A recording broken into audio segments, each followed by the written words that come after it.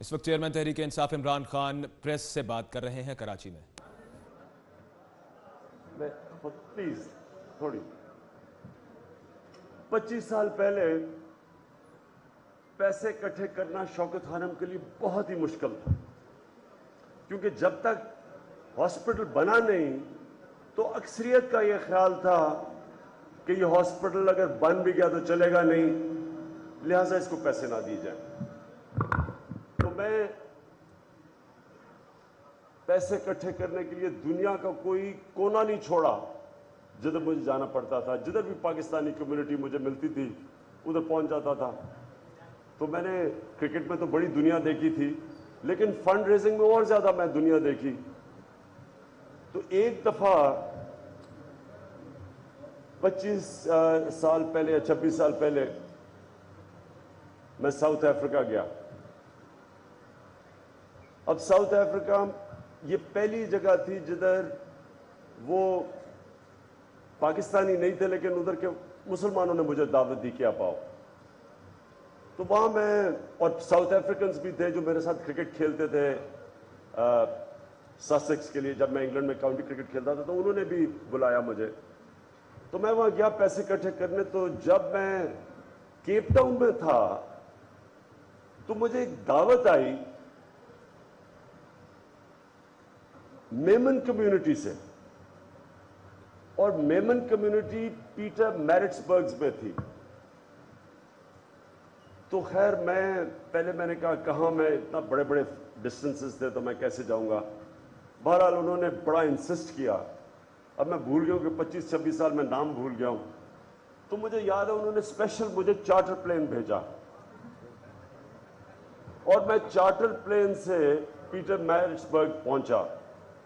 تو ادھر مجھے ایک میمن کمیونٹی ساؤتھ افریقہ کے بیچ میں، اس بڑا شہر نہیں تھا، چھوٹے سے شہر میں، بڑی آرگنائزڈ، ڈسپلن، اپنی ان کی ساری کمیونٹی کی مسجد، اپنے اسکول، اور وہاں مجھے ابھی بھی یاد ہے کہ انہوں نے بڑی اچھی کوئی مجھے رقم پیسے اکٹھے کر کے دی۔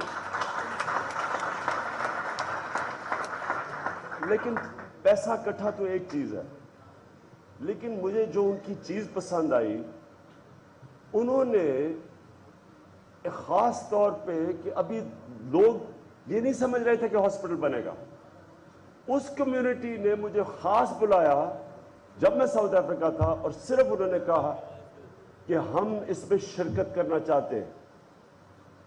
اور میں نے جو ان کی کمیونٹی، جس طرح انہوں نے اپنے وہ سب کچھ چیریٹی پہ چل رہا تھا، وہاں اسکول ان کے فری تھے اس جگہ جو ان کی کمیونٹی تھی، اور ان کی کمیونٹی کے اندر ایسا زبردست نیٹ ورک تھا۔ یہ میرا پہلا انٹریکشن میمن کمیونٹی سے ہوا۔ اس کے بعد کراچی کے اندر جو میمن کمیونٹی نے شوکت خانم کی مدد کی، وہ تو خیر ہر سال کرتے ہیں، وہ میں جانتا ہوں۔ پھر میں آپ کے جو سوشل ورک آپ کرتے ہیں وہ بھی میں دیکھتا ہوں۔ تو یہ اللہ کی خاص آپ کے اوپر برکت ہے۔ یہ یاد رکھیں، جو آدمی اس چیز کو نہیں سمجھتا کہ اس کا دنیا میں آنے کا مقصد کیا ہے، وہ گم جاتا ہے دنیا میں۔ وہ قرآن آپ جب نماز پڑھتے ہیں نا تو آپ کہتے ہیں اللہ ان کے راستے دکھا جن کو تو نے انعام دیے، نعمتیں بخشی، ان کے نہیں جو اپنی تباہی کے راستے پہ چلے گئے۔ یہ دو راستے ہیں انسان کے پاس، یہ دو راستے ہیں۔ جو تو چلا گیا ان کے راستے جن کو اللہ نے نعمتیں بخشی ہیں، وہ اپنے زندگی کا مقصد سمجھ گیا کہ اللہ نے مجھے پیدا کیوں کیا، اور وہ خاص لوگ ہوتے ہیں۔ اس سے آپ کے بینک بیلنس میں کتنا پیسہ پڑا ہے اس کا کوئی تعلق نہیں ہوتا۔ آپ امیر ہیں، آپ غریب ہیں، اس کا کوئی تعلق نہیں۔ ایک انسان جب اپنا مقصد سمجھ آتا ہے کہ یہاں میرے میں اور جانور میں اس دنیا میں آنے میں فرق ہے۔ اگر انسان بھی کھائے پیے بچہ پیدا کر کے اور چلا جائے تو اس میں اور جانوروں میں زیادہ فرق نہیں ہے، وہ صرف عقل مند جانور ہے۔ انسان وہ ہوتا ہے جو دنیا میں آتا ہے جس میں انسانیت ہوتی ہے، जानवर की जो माशरा है उसमें survival of the fittest, might is right, जिसकी लाठी उसकी भैंस। इंसानी माशरे में इंसानियत और इंसाफ, ये फर्क है दो माशरों में। और इंसान वो होता है जो कि ये मतलब समझ जाता है कि उसने अल्लाह की ज़मीन पे इंसाफ के लिए लड़ना है, और दूसरा उसने अगर अल्लाह ने उसे ज़्यादा दिया है तो उनकी फिक्र करे जिनको अल्लाह ने ज़्यादा नहीं दिया। ये है मुख्तसर दुनिया का मकसद। तो ये मैंने ऐसे आपको कोई दीनी खुतबा देने का मेरा प्लान नहीं था, लेकिन क्योंकि आप वो खुशकिस्मत कम्युनिटी है जो अपना मकसद जानती है, जो कदर करती है, जो इंसानियत है, जिसमें इंसानियत है, उधर करती है। इसलिए ये एक आपकी कम्युनिटी को जो मेरा उसके बाद पीटर मैरिट्सबर्ग के मेमन कम्युनिटी के मिलने के बाद मेरा फिर बड़े इंटरेक्शन हुए, तो मैंने कहा मैं आपको आज एक ख़ास खराज तहसीन पेश करूं। मैं दूसरा जो असद उमर ने बात की, मैं उसके ऊपर थोड़ा सा आगे बढ़ता हूं। देखिए, एक एरिस्टोटल, उसकी एक बड़ी अच्छी saying है। उसने कहा कि अगर माशरे में जुल्म हो तो सारे शहरी उस जुल्म के खिलाफ खड़े होते हुए सियासत में आएंगे, सिवाय दो तबकों के, जो बुज़दिल है और जो खुद गर्ज है। इनके अलावा सब सियासत में शिरकत करेंगे। हमारी ये बड़ी बदकिस्मती है इस मुल्क की, और मैं अपनी मेमन कम्युनिटी को खास तौर पे कहना चाहता हूं कि हम करते क्या हैं। हम जब जुल्म देखते हैं ना, अब देख रहे हैं कराची में भत्ता ले रहे हैं, लोगों को अगवा कर रहे हैं, हर चीज़ चोरी, करप्शन, अब सब कुछ देखते हैं। हम ये सोचते हैं कि देखिए मैं इसमें क्यों पढ़ूं, मेरी जान खतरे में हो जाएगी, मैं क्यों पढ़ूं, मेरा अच्छा भला कारोबार चल रहा है, मैं अच्छा भला खा पी रहा हूं, मेरे बच्चे ठीक है, मैं क्यों जाऊं, मेरा कारोबार खतरे में चला जाएगा। ये जो वजह होती है ना, सुनो, चुप करके बैठो। सबसे बड़ी चीज जो एक माशरे को गुलामी की तरफ लेके जाती है, वो ये दो, जब माशरे में लोग अपना सोचते हैं और खौफजदा होते हैं। कराची मेरी आंखों के सामने ये वो शहर था जब मैं क्रिकेट खेलता था। ये यानी, अब तो लोग हंसते होंगे जब हम कहते हैं, मैं रात भी कह रहा था कि दुबई के शेख कराची में छुट्टियां बनाने आते थे। ये कराची और था, ये टेलीफोन के बगैर भी जिंदगी है, खाना पीना है। सुनो, तो यहां ये वो वाकई रोशनियों का शहर था जो बड़ी तेजी से ऊपर जा रहा था।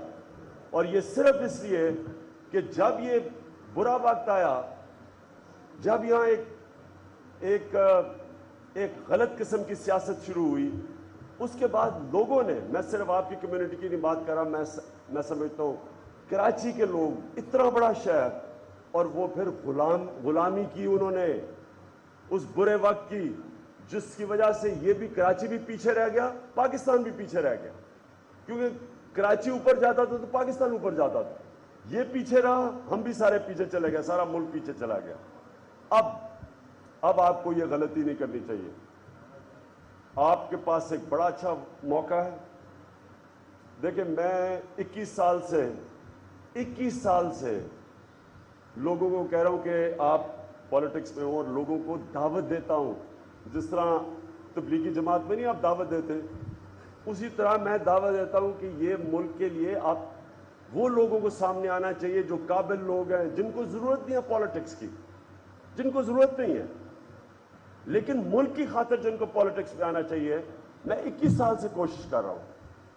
आप यकीन करें कि जिन लोगों को पॉलिटिक्स की जरूरत नहीं थी, जो कंफर्टेबल थे, गिनती के लोग सामने आए, नहीं सामने आते।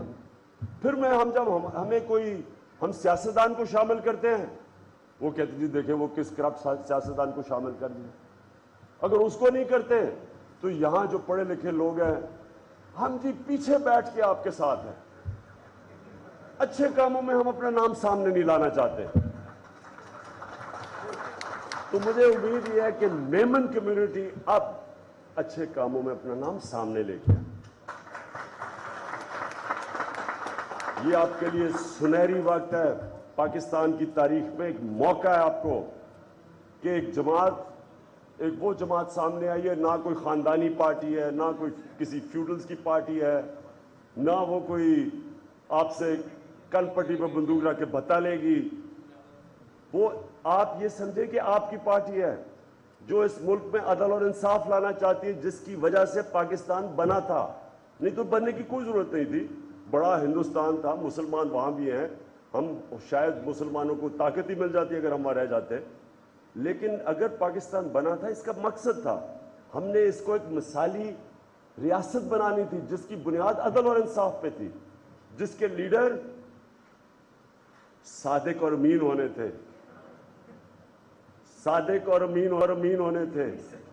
قطریوں کی ضرورت نہیں پڑتی نہیں تھی ان کو. تو اس لیے میں آپ کو یہ بتاؤں کہ اس وقت یہ سارا ملک اب موبلائز ہو گیا. ہم اس ملک کا راستہ بدل دیں گے. یہ ادھر کھڑا ہے پاکستان, وہ جو نماز میں کہتے ہیں نا اللہ ان کے راستے پہ لگا, یہ وہی دو راستے ہیں. ایک راستہ ہے یہی کرپٹ ٹولے کا, یہاں سے پیسہ گیا سوٹ کیسز میں دبئی, منی لانڈرنگ 10 ارب ڈالر کی. دوسرا راستہ ہے کہ یہاں قانون کی بالادستی, مضبوط ادارے, ہیومن ڈیولپمنٹ, انسانوں کے اوپر زور, ان کے اوپر انویسٹمنٹ. یہ دو راستے ہیں. ایک راستہ ہے تباہی کا, ایک راستہ ہے جدھر اللہ کی نعمتیں آ سکتی ہیں اس ملک پر. میں آپ سب کو اس پہ دعوت دیتا ہوں, اور میں آپ کو یہ پھر سے ایک اور بات دہراتا ہوں کہ جو سب سے خطرناک چیز اس وقت پاکستان میں ہے کہ کہ سنگاپور آج سے 45 سال پہلے کہاں ان کی اور ہماری ایکسپورٹس ایک ہی جتنی تھی, بلکہ پاکستان کی ایکسپورٹ 60s کے اندر انڈونیشیا, ملیشیا, تھائی لینڈ اور فلپینز کی ملا کے, ان کی ملا کے جو انڈسٹریل پروڈکشن تھی وہ پاکستان جتنی تھی. پاکستان کی ہانگ کانگ جتنی ایکسپورٹس تھی مڈ 60s میں. آج سنگاپور کی ایکسپورٹ ہے 520 ارب, اور ہماری 25 سے 20 ارب پہ آ گئی, اور وہ 50 لاکھ لوگ ہیں اور ہم 20 کروڑ کی عوام ہے. یہ المیہ فکر ہے. یعنی اگر ہماری ایکسپورٹس گر رہی ہیں جس طرح, اس کا مطلب ہماری انڈسٹریاں بند ہو رہی ہیں, اس کا مطلب ہمارا اتنا بڑا نوجوان بے روزگار پھر رہا ہے. اگر ہم نے اس کے اوپر توجہ نہ دی, یہ جو ایکسپورٹ ہے, پوچھے تو صحیح کیوں ایکسپورٹس گر رہی ہیں, اور ایکسپورٹس اگر گر رہی ہیں تو اس کا مطلب قرضوں میں ہم ڈوب رہے ہیں, IMF کے غلام بن رہے ہیں. اور یہ جو قرضے لیتے جا رہے ہیں, ابھی اسحاق ڈار ملنے گیا وہ IMF والوں کو, انہوں نے 40 ارب روپے کے مزید کیا اور ٹیکسز لگاؤ. یہ جب ٹیکسز لگتے ہیں یہ عام آدمی بیچارہ دیتا ہے مہنگائی کے ذریعے, جو ساری چیزوں کے اوپر مہنگائی کر کے ٹیکس دیتے ہیں. لہٰذا یہ ہے ٹائم کہ پاکستان کی جو لوگ ہیں وہ کھڑے ہوں, یہ جو ادارے تباہ کرنے والے یہ جو مافیاز ہیں ان کے خلاف کھڑے ہوں, اور یہ ہے ٹائم کہ ہم اپنے ملک کا کورس بدلیں. تو میں اپنی میمن کمیونٹی, اور مجھے بڑی ویسے مزہ آیا آپ کے ویسے آدھے سیاسی تو اب ہو گئے, جو یہ میمن کے نعرے ہیں نا, یہ میں سوچ رہا ہوں کہ بڑا اچھا یہ تحریک انصاف کے جلسوں کے اوپر بھی چل سکتے ہیں, اس کے اوپر ہم کو ترانہ بھی بنا سکتے ہیں میمن والے کو. تو آپ آدھے تو آ ہی گئے ہیں, اب ذرا آ ہی جائیں پورا یہاں. یہ کوئی بات نہیں, ایک بھائی بزنس کرے دوسرا بھائی سیاست کرے, ایسی کوئی بری چیز نہیں ہے. لیکن اب میمن کمیونٹی کا ٹائم ہے کہ وہ بھی شرکت کریں اور اس جدوجہد میں ہمارے ساتھ شامل